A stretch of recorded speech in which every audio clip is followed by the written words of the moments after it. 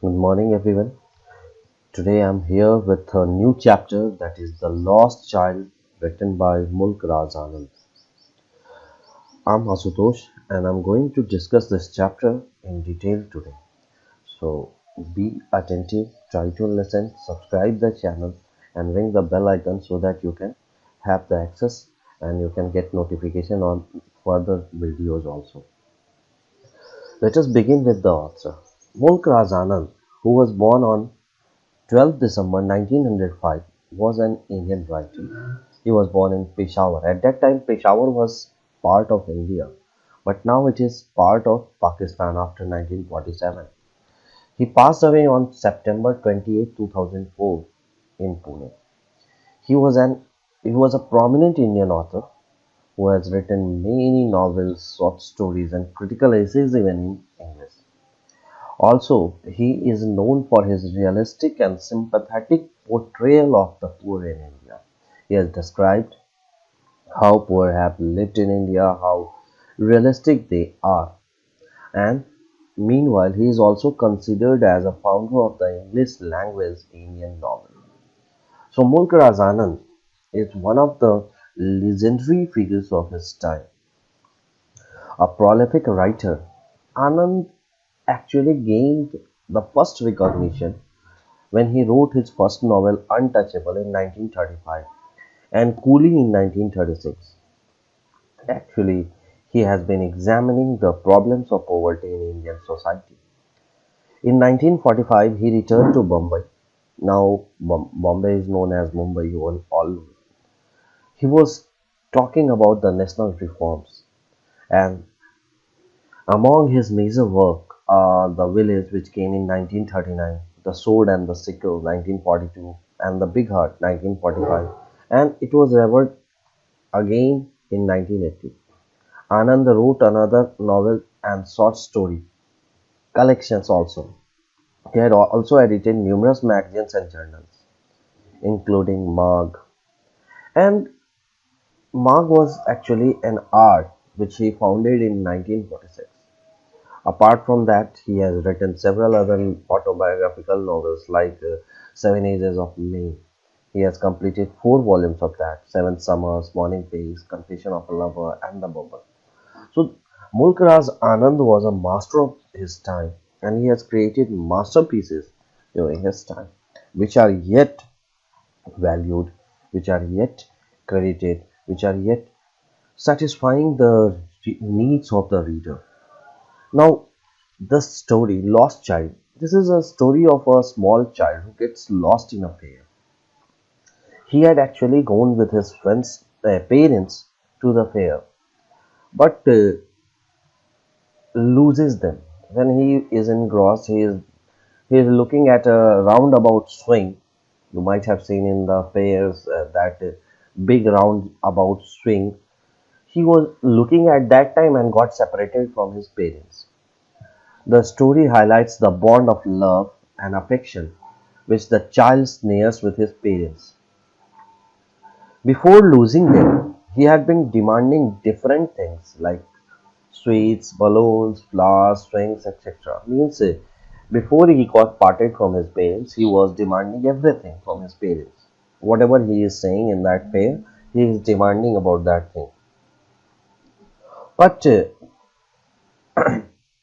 the stranger, so once he loses them, he starts crying. He is picked up by a stranger. The stranger tries to quieten the child to make the child calm by offering all these things. But now the child, actually, all the things which he was demanding from his parents, but the child does not want them anymore. He was only needing his parents first. Now let us come to the summary of the chapter. It was the season of spring. The people of the village came out of their houses. They were in colorful attire and they were walking towards the fair. There was a child along with his parents who was going to the fair and was very excited and happy. He was also attracted to the stalls of toys and sweets. Though his father got angry, but his mother pacified him and diverted his attention towards other things. Actually, When he was asking for that thing, the parents, especially father, got angry. But mother tried to pacify him and diverted his attention towards other things. Means, look at that thing, look at those things. The child moved forward, but once again lagged behind. Actually, what was happening when the parent, he was holding the hands of the parent, but many a times he had left the hands of his parent and was busy in looking at here and there and trying to find out what is over there. His eyes were caught by one thing or other very every now and then. Means whatever the things are there in the fair, he is looking at them only. He is lost in the thinking of, he is lost in the uh, you can say beauty of that thing. Is it clear? Now, as they were moving forward, the child wanted the various things on the stalls. Whatever he is watching, whatever he is seeing over there, he wanted each and everything. When he saw the sweets, his mouth watered. When he saw those sweets which are generally decorated with gold and silver leaves, means he wanted his favorite buffet. But as he was knowing that his parents would refuse by saying that he is going greedy, he walked ahead. Then he saw beautiful garlands of Gulmohar, but didn't ask for it. Means whatever the things he was watching, although he was desiring them from the depth of his heart, but he wasn't asking from his parents because he was thinking that his parents will believe him to be an greedy person. So actually, and there was one more thing that his parents would also deny him to play with balloons because he is too old. Then he saw a snake charmer and a roundabout swing. So, as he had stopped there in order to ask his parents for permission to enjoy the swing, he was astonished. He didn't find his parents. His father or mother, none was there. Now the child realized that he was lost. So he ran here and there, but he was unable to find them.